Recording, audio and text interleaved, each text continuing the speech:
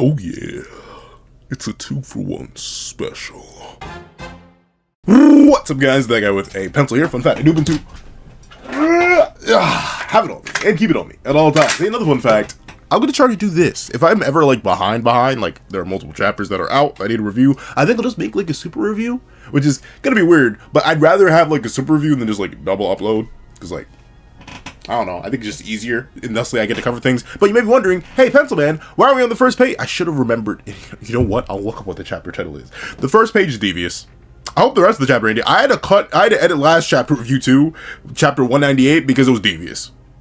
I mean, like, to be fair, like, it's Chainsaw Man, so it's always devious, right? So y'all may be like, Pencil, what are you talking about? But, like, it was extra devious. Like, I'm not showing that. I'm not showing that. And just like I figured, this chapter opened up just like that.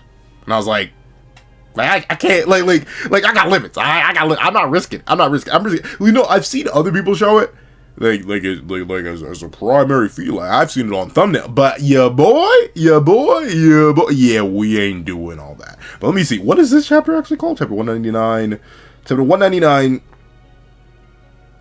Enjoy your food. So, I don't know. Obviously, we see Fake Man and Fami about to get devoured, presumably.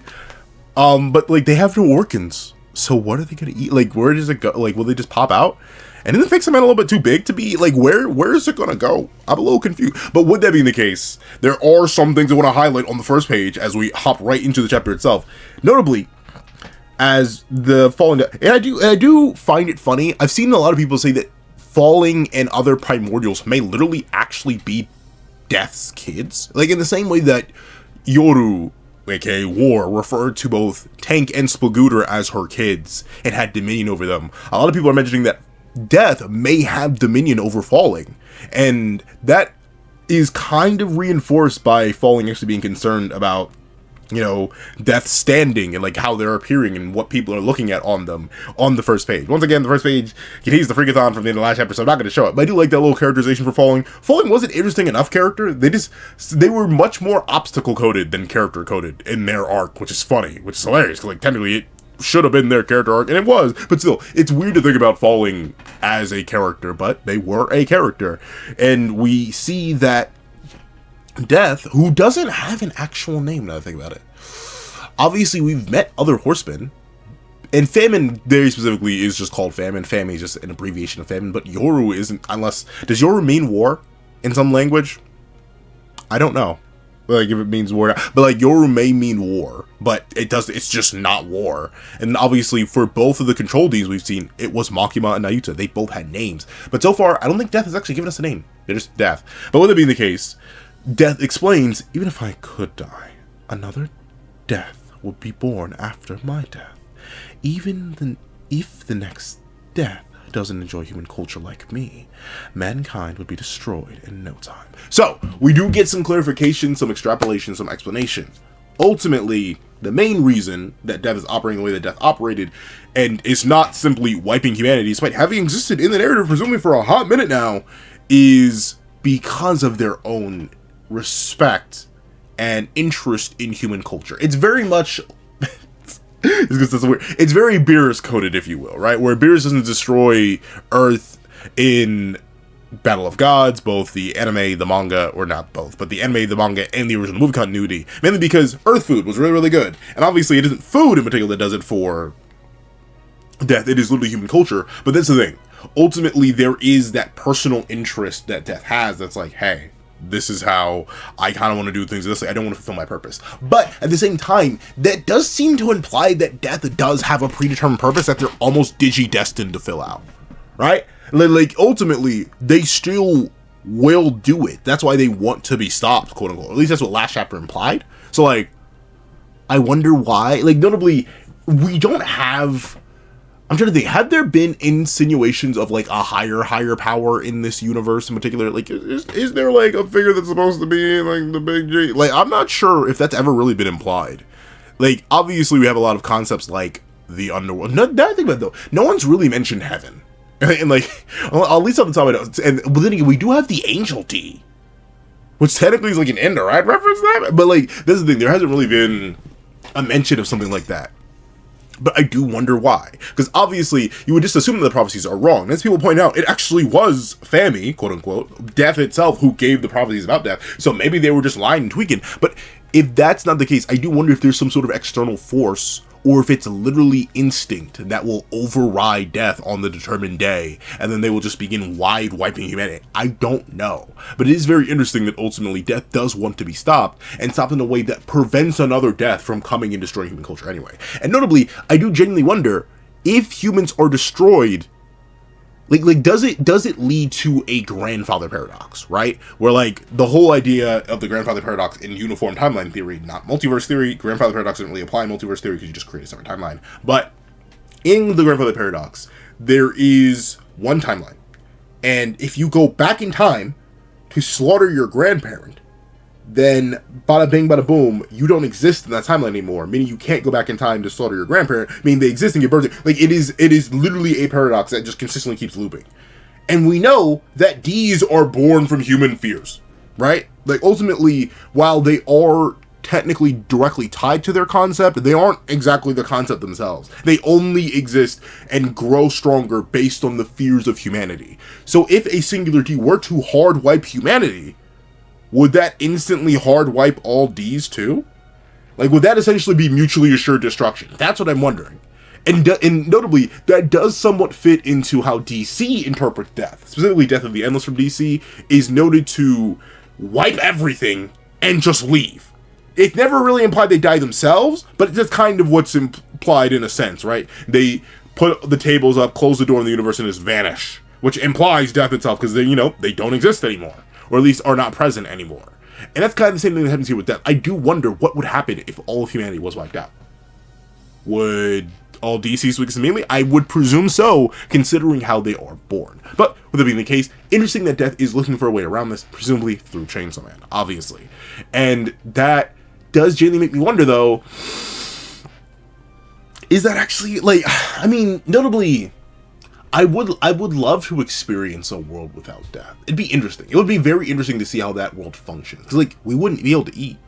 Because we have to kill things in order to eat things, right? Like, I mean, like, you can eat things alive. That is a thing.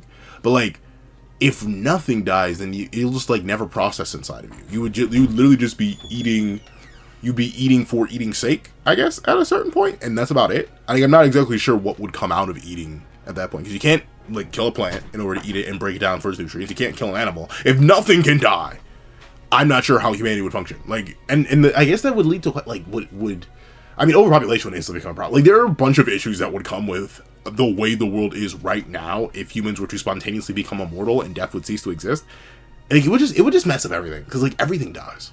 The universe itself will die, but, like, all the different pieces and aspects of the universe, from the smallest microbes to the largest stars, like, everything dies. I don't know. Let's see.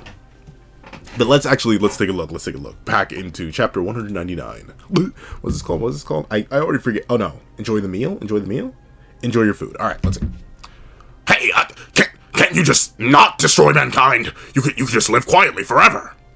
I mean, yeah. Like, that's the thing. I do wonder, is there a higher power in play that's making her do this? Well, like, what is the reason? Let's see. That's not possible. On the day of the prophecy, for some reason or another, mankind's fear of death will reach its peak. I'll awaken. When it happens, my powers will activate, even if I'm sound asleep. Okay, so that's interesting. What is causing that? Why, though? Why? Because she doesn't describe it as instinct. She literally says, my powers. Like, that does seem like a pre-programmed response. Like, notably, what's a good analogy? Even, I think it's kind of like waking up, right? Notably, I want to sleep in many a day. Like, on a weekend, or even when I have a day off, I don't want to wake up at, like, 7 in the morning. Admittedly, I now wake up at, like, 4 in the morning, or, like, 4:40 in the morning, because I want to go get to the gym out of the way. But, like, for the longest time, and still now, even if I'm, like, on vacation, or on break, or something, I will wake up at 7:30. That's just how the body works. Like, for some reason or another, that it will not, for some reason or another. Years upon years of education and going into a specific school system has trained my body, has jacked my circadian rhythm, that even if I've been asleep for 2 hours, I don't really have to set an alarm. I will be up at 7:30. It's just like a law of the universe. It's very rare. I can go back to sleep afterwards, and then I can sleep for who knows how long. But specifically, boom. But once again, that's something that's instinctual and innate to me. I wonder why death has no control over this process. Their powers will awaken and they will fulfill their purpose, even if they themselves are not conscious and or sound asleep. Why? What is causing that? Who is causing that? And notably, that does kind of, it doesn't like deconfirm anything, because we still know it is death who provided the Nostradamus prophecies. But at the same time, how did Nostradamus know that? Who is those? Like, in the context of the like, what does that mean? Like, how do you know that? That's very strange, I will admit. Like, how do you know that'll happen? Has it happened, like, is Chainsaw Man in a time loop? Like, I'm getting way too Deltarune pilled. But, like, that's the thing.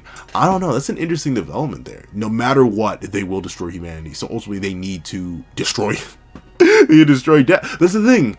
We're kind of in a lose-lose scenario where no matter what, everyone dies.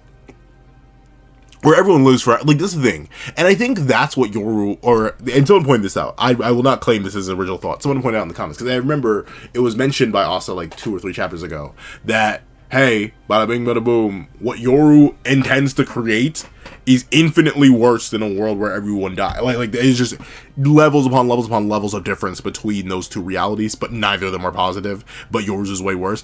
And someone pointed out, that probably is a world of just endless, undying conflict. Because the thing is, when you're at war with people, people die. Shock horror. Conflict leads to the ceasing of life. Whoa! Revolutionary concept! But with it being the case, in a world without death, people could fight forever. And ever. And ever. And ever. And ever. And never stop fighting. There's no reason to. You can't die. Of course, there would come into question, like, if you, like, what is the limits of not dying? Like, if you're vaporized, I don't think there's anyone, well, there are probably some characters in the universe who can vaporize people, but like, if you're vaporized, how does that work? Like, are you just gonna live as the atoms forever? Like, are you even conscious at that point? Do you still count as alive? Like, what does a world without death mean? Because I've seen sometimes it's interpreted as the people, like, are literally, like, immortal, as in, like, they will regenerate from any harm done to them. They live forever. They have, like, altered biology and stuff like that. But at the same time, there is also, like, the kind of immortal where, like, it's conditional. And then there's also the kind of immortal where it's based on a specific thing existing. So, like, I don't know. I'm very interested to see what's going to happen. Because I presume it's going to happen. Like, we're going to have to fight death. Especially now that death is revealed to be Fami, and Fami themselves is kind of fodder. I do think ultimately it makes sense that we're still going to have to fight death. I'll awaken. When it happens, my powers will activate even if I'm sound asleep. Huh? Then you should get eaten by Chainsaw Man. I mean, like, technically, but this is the thing, no, I don't know. Because I think, as much as I would love to experience, like, the world would have to get infinitely bigger, and everything would have to collapse. Like, we could not, right now, in this real life moment, if all humans were to spontaneously become immortal, everything, because, like, our whole world is built around the idea of death. As just a natural part of life. Not even in a morbid sense, like, oh, you know, like everything's so focused on. No, like, just legitimately, the whole industries are based on the possibility of you dying. Life insurance? Huh? Medical insurance? Insurance in general, like, what is that for? To make sure you don't die. Or to help restitute yourself after you're put in a scenario where you could have. Like, ultimately, there are so many different things that rely on death existing. And that's just in, like, the society sense. Not to talk of the actual, I don't know, metaphysical nature of creation where suddenly nothing can die even if plucked and or consumed. So everything suffers infinitely more. Let's see. Huh? If that happens, the concept of death will cease to exist, saving everyone. Chainsaw Man, open wide. That's not Chainsaw Man. But at the same time, yeah. I don't know. I'd have to, like, that's something I just think about forever. Like, but I guess the thing is, I've always been a guy, when I was younger, I was like, immortality seems cool, give it to me. But then I got older, I was like, oh, don't give me immortality, it sounds a little bit rough. But now I'm kind of somewhere in between where, like, as long as I'm not alone.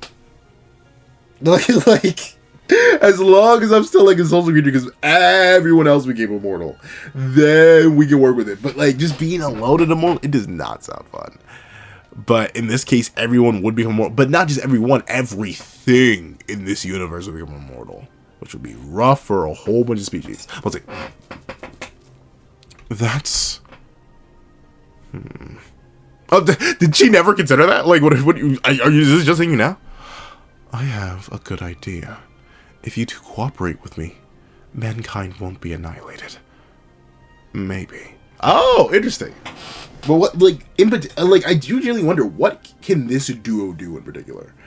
Like, I don't think this Chainsaw Man has the ability to consume people. Wait! I'm too eepy, bro. Wait, no, I had a long day. Body. Hold on. I'm gonna do a count backwards from 80. 80, 79, 78, 77, 76, 75, 74, 73, 72, 71, 60. I completely skipped a whole bunch of numbers. 71, 70, 69. Let's see.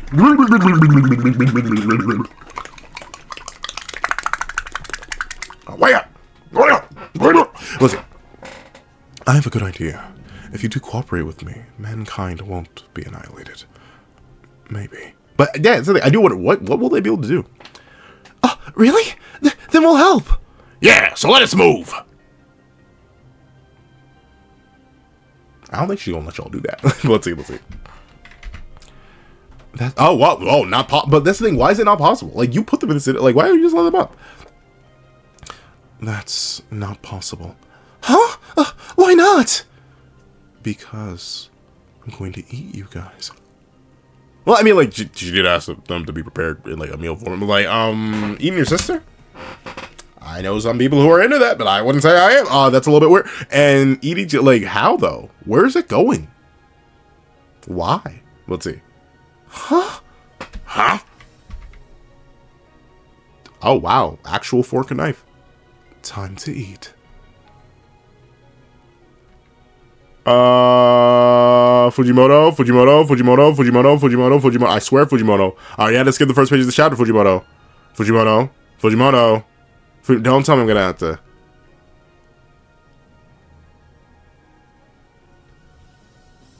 Why? Why is it freaky? Well, I mean, like, look at me. I'm not one to judge. I don't get the appeal of being eaten. And I say appeal because, like, it is like a whole genre. I've been in many fandom spaces, and there's always at least a couple people who want to be eaten by some of the characters. I'm like, why? Like, I don't even get it. I don't like. Don't get me wrong. I love food. I like eating, but like, there are people who are into being eaten. Like, I don't. If you are, and you have like explain it in the it just doesn't. Like, don't get me wrong. I find like our biology, like the whole idea of existence and living, very, very fascinating. Don't get me wrong. I'm not gonna say like living isn't amazing, but all right. Nibble. Oh, okay. So did, like, she eat them? But, like, that's the thing. Where'd they go? Like, oh, well, here are the heads of the guys, and it looks like this is fake stuff. So they didn't eat all of them, but ate enough, and now the crows are coming in. Okay, so yeah, it looks like the crows watched that she did actively eat them. Where did the majority of it go? And now they're just going in and tearing everything apart. Thank you for the meal. How was it? Delicious it was not. I mean, like, because I don't know how many people taste good. But I don't think these would taste good either. I mean, someone back to different depending on that. But regardless, like, I don't know, that'd be kind of, I don't want to, like, that's, I don't know. I'm assuming that's something to do with her abilities, right? Like, unless, like, for some reason or not, she needs to eat them. Yeah. All right, so she's reaching in her mouth. Oof. Yeah, rough. That's rough fall. If my mom said my cooking sucked too, I'd be kind of sad. Let's see. So he's gonna make her throw up, or not? Mini statues of them. Okay. Oh, okay. There we go. Yeah. So it is related to power. Your power enslaves living things you've killed, but is it truly necessary for you to eat them alive? Interesting. So she can bypass death. Well, I mean, I guess she is death, but, like, she can bypass that, right? Like, enslaves living things you killed. Like, presumably that means you can bring them back to life, or at least, like, reanimate them in some shape. That's very interesting. Is it truly necessary for you to eat them alive? Ugh, meat tastes best fresh. and saving the lives as much as possible is good manners. I can't, but like, still, I don't get why, like, I guess because, you know, you slay the, but I don't know, I don't want to eat live cow, like, and I love beef, I love chicken, I love salmon, I don't want to eat any of those live, it's a little bit weird, but then again, you know, biology. I'm ever in awe of you, Lady Death, to think you cherish even Charles' lives, how virtuous. Yeah, that's a way to put it, that definitely is a way to put it. Bloop. Come forth. Famine D. Fake Chainsaw Man. Okay, so yeah, they're just fully it's fake. And they're back. Alright, interesting. Very, very strange development, but I mean, I guess it works. Like, it's not anything I'm mad at, but interesting. So, as long as she offs you, you're cooked, right? Like, because you immediately become. It's like funnily enough, I was watching DBZ Miran's. I never even finished it, but Ichibe versus Yamamoto. It's Azanka no Tachi West, I think. But regardless, the ability to summon those who you have slain before, that is Fami's ability. But very specifically, she devours them. But then again, once again, where does it go? Like, we know you have a gaping hole in your body. You removed all your organs. Where is the food going? Where were they being stored inside of you, Fami? Or not Fami? What's happening? Huh? Oh, darn, okay. Swift uppercut. Salvation! You ate me! Hey, didn't we get eaten? That's crazy.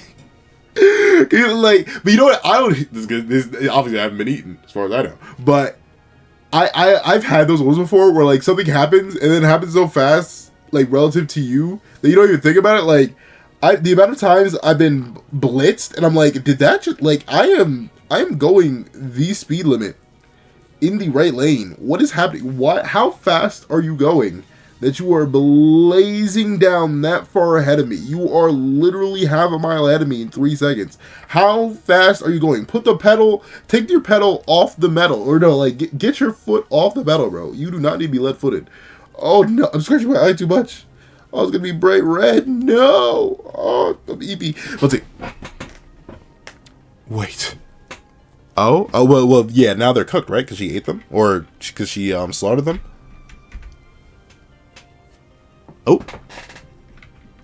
Oh, okay. So it was Falling who was coming in to immediately execute them in return. Alright. So she stopped, so Death stopped falling, and it looks like Fami was cooked here.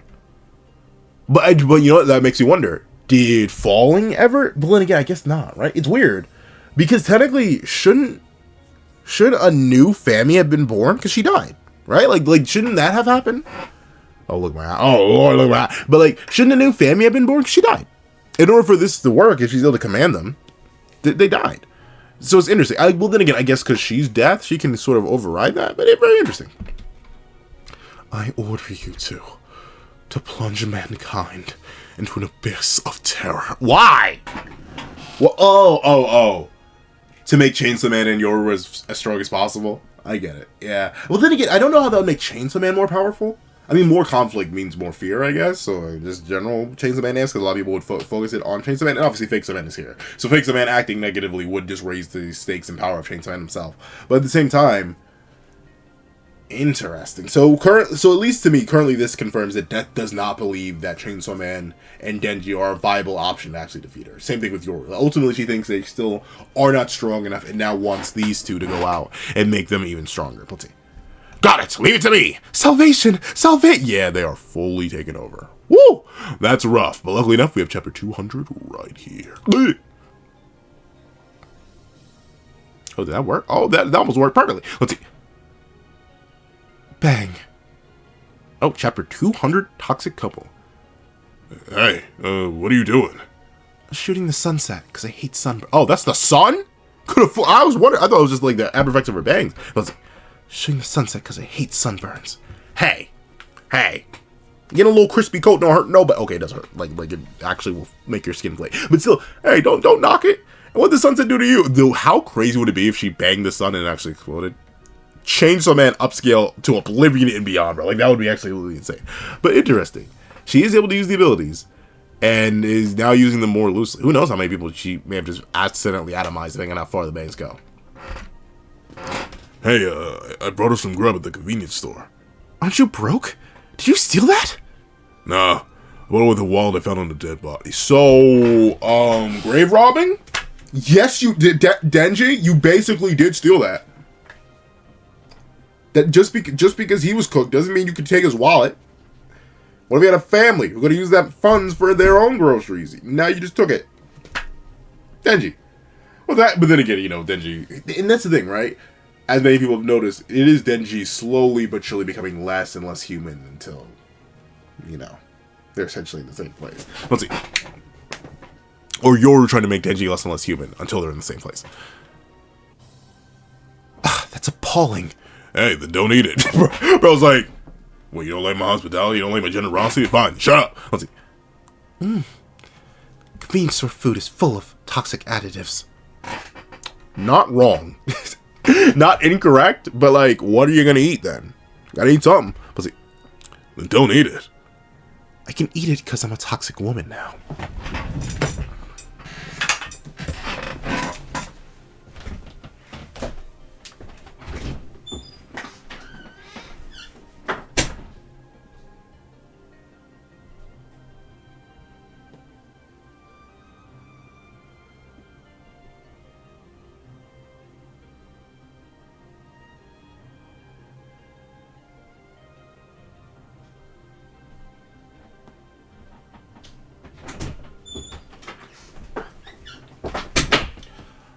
I gotta stop recording with EP, bro. I gotta stop recording with EP. Blood flow, blood flow, blood flow, blood flow. Wake up, wake up, wake up, wake up. Wake up, my ribs. Oh, okay. Millie rock on the block. Yeah. I'm sorry. I feel like, I've one weird tangent to go on. But I'm having fun. I love really chasing men. I've always been me in my videos. It's why I've been able to produce them as much as I can and as consistently as I can. But I've noticed recently I get a lot more physical. I think it's just because I'm having more fun with the camera and like the space I have now. Because I've tried to open up my little place where I record it a little bit more so I can move around a lot more. But like as I edit a lot of my videos now, I'm like, we are moving frequently.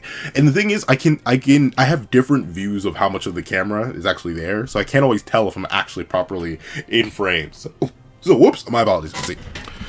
I can eat it because I'm a toxic woman now. But yeah, that's why I walked out. Like, dude. I mean, like, she's in a very toxic spot. And I get why the chapter's called Toxic Couple, but like,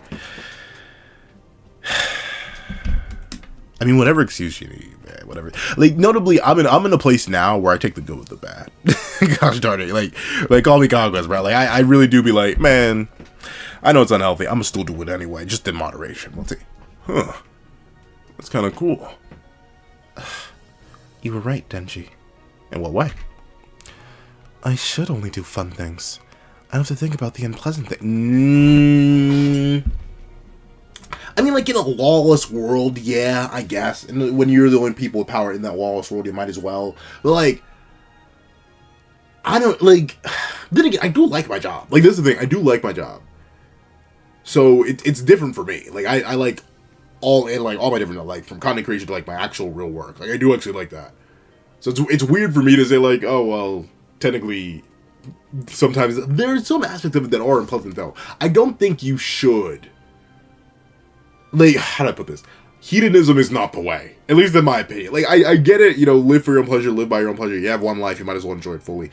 But, like, you go through your best bits of development and growth and evolution when you do think about the unsettling and unpleasant things. When you do sit down and reflect, and you do things that aren't fun. Like, that's how you get some of your best development. Sure, I did like school. I was one of those weirdos who did, but, like, there were times where I really didn't like it. Like, I didn't enjoy testing, even if I was good at it.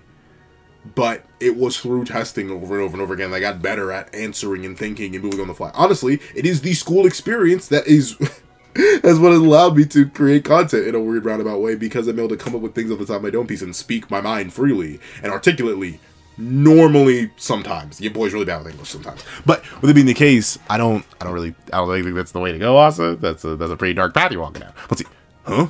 Did I say that? You did! During class, in the bath, before I fall asleep, I used to always be thinking about bad things. I was always angry at everyone for living normal lives while I was going through the underworld. Yeah, I mean that's the thing, right?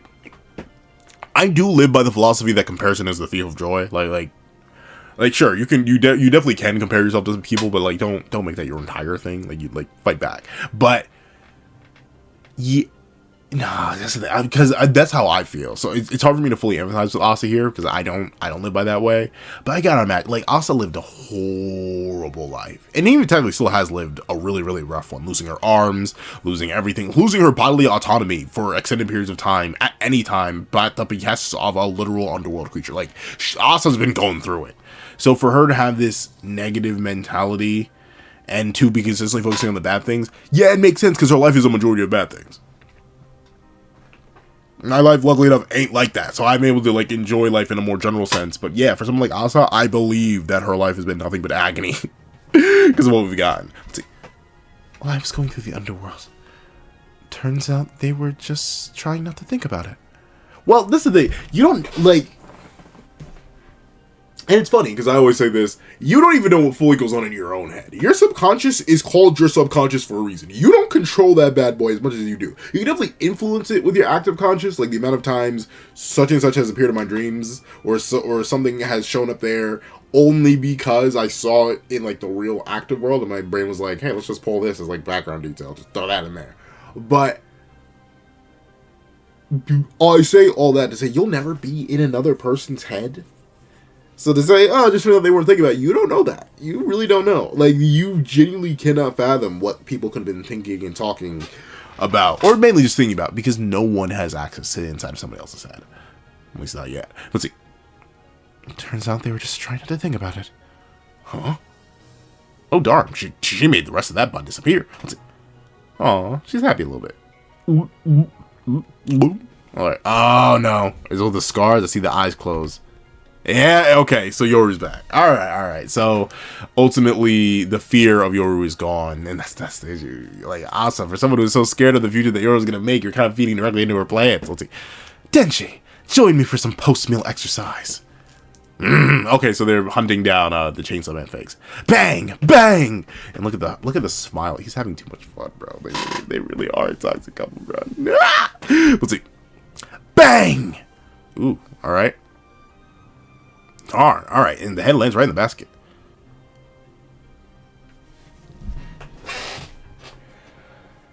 Man, maybe I should re-download a dating app, bro.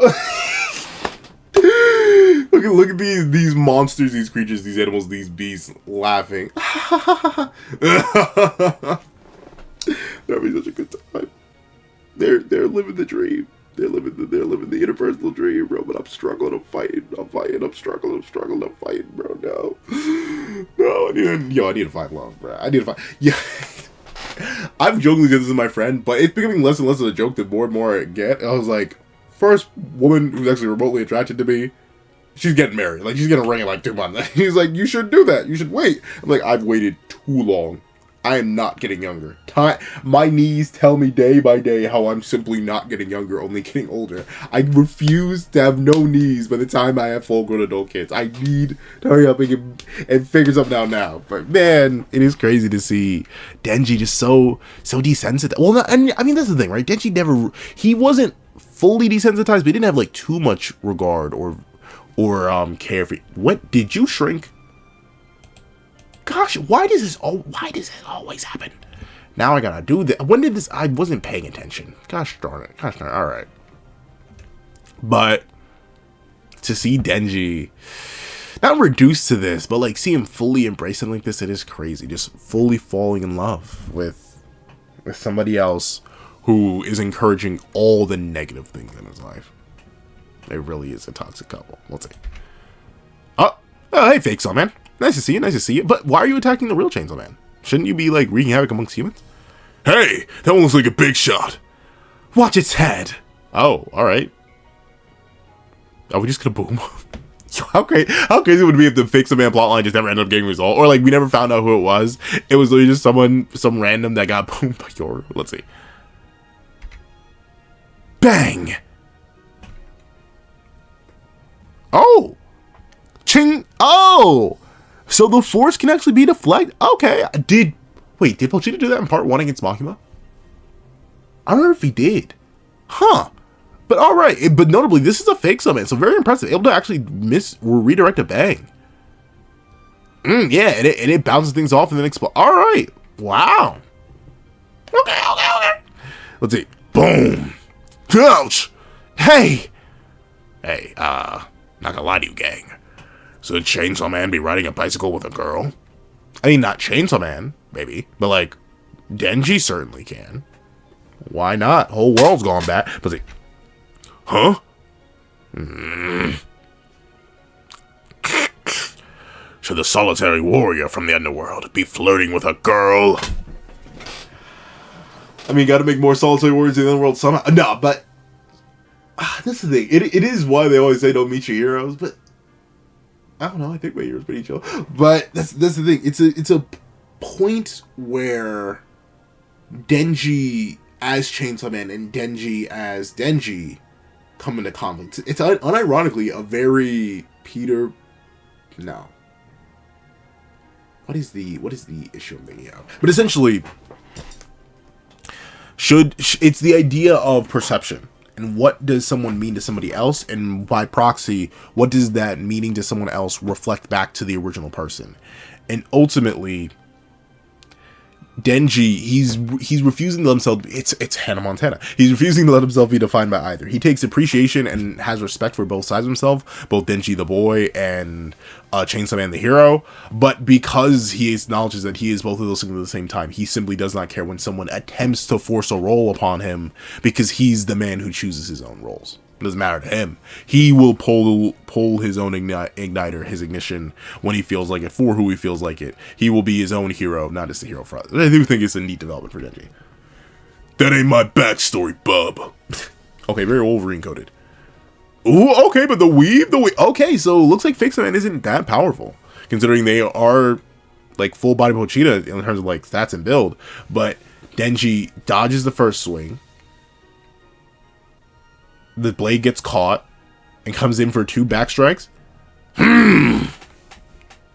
Alright, combo blitz, and remove the R. Okay, Denji, you combo blitz. Where's Fami? Combo blitz, though. Hey, are you aware of the mistake you've made? Oh, is he about to accidentally let out the Justice D? Because I remember ultimately the Justice D was like stored inside of Fix Man's body. So that may be the case here. But I do wonder what mistake that Fix Man is referring to. Because like we have both of our main characters here. Everyone's gonna be fine. Presumably. But if that truly is the end, let me just say a nice little W stack of chapters. I do like it. It is very we're building to the climax at this point, right? Like we have finally introduced Death. We've given them a purpose, we've given them a reason, and now 2 of our unspoken or unconfirmed antagonists in the real Fami and Death have been put in their place, but still have permission to do whatever needs to be done later anywhere else. Where was that go? I have no idea. But if you made it all the way to the end of this video, please do me a favor and leave, are you sure? Are you sure?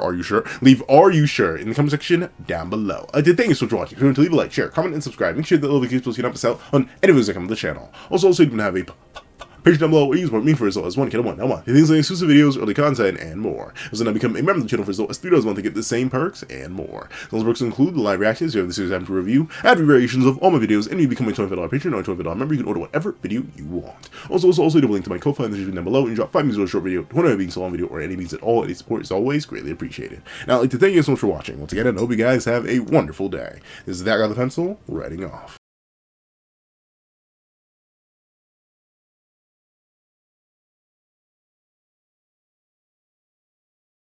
I'd like to give a thank you to our sketch tier members: Eternal Flame, Red Wolf 4765, Astro, Super Flame Zero, Glacier XZ, Zara, Brandon Payne, J2MA, Yomi, Yuki Ally, Buddha Uda, Azo 2404, Planet Crone, G Prosper, Nevis 97, and Ali. I'd like to give a big old thank you to our line art tier patrons, Sean, Nirvana Igneel, Midnight Lord 21, Kevin, Encarnacion, and A plus A. And then I'd like to give a big old thank you to our Inc. tier members, Fine, Austin Wimberly, Euchia, Carlo Alaimo, and Grim. And then I'd like to give a big old hefty thank you to our digital art tier members, Jay Warrior and AZ Void. And then I'd like to give a big old thank you to our colored art tier patrons, Joaquin Munoz and Joaquin Munoz. And then I'd finally like to give a giga super duper kidney sacrificing thank you to our ultimate, that guy with a heart on the horizon, Calvin Elder.